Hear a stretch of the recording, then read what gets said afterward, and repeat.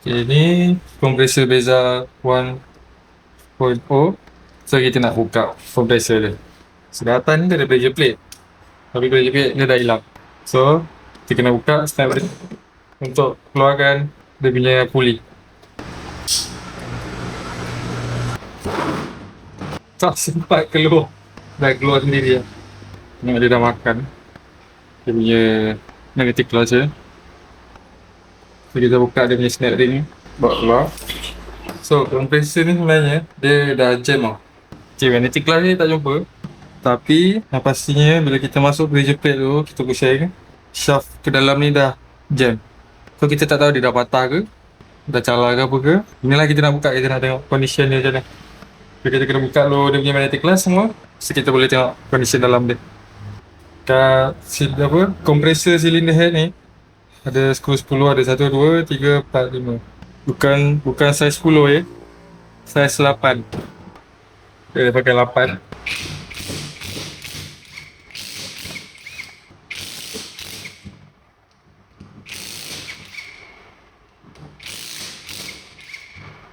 So kita dah buka 1, 2, 3, 4, 5. 5 tu saiz 8 yang pegang kompresor ni. 1, 2, 3, 4 dan 5. Ini mesti ada sebab kenapa kompresor tu dia jadi patah atau jam. Mungkin minyak dalam ni dah tak ada, boleh jadi. Ataupun terluka macam minyak. Ada, kita buka yang belakang kan, sebab dia punya skru dia sama sampai belakang. So kita buka yang belakang dulu, kita tengok apa condition dia. Kita nampak tu, dia dah hitam. Ni kesan burn lah, terbakar, minyak terbakar. Kalau kita tengok kat sini, macam tak ada minyak yang nampak. Mungkin itu salah satu punca dia lah, kenapa kompresor dia patah. Nampak ini yang belakang lah, dia ada labeling R kat sini, iaitu rear belah belakang. Tu adalah minyak sikit sangat ya, ada banyak. Itu antara pemisah ni, skru dia 10 ni. So kita tengoklah yang belah atas tu ni sana. Siaman ni dia macam jadi something yang berubah. Tengok, tapi yang pastinya minyak dia tak ada.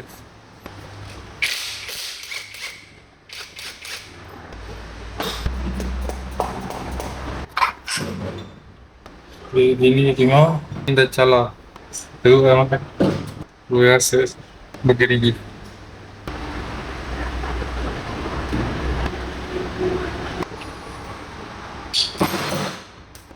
Dia ni dah makan.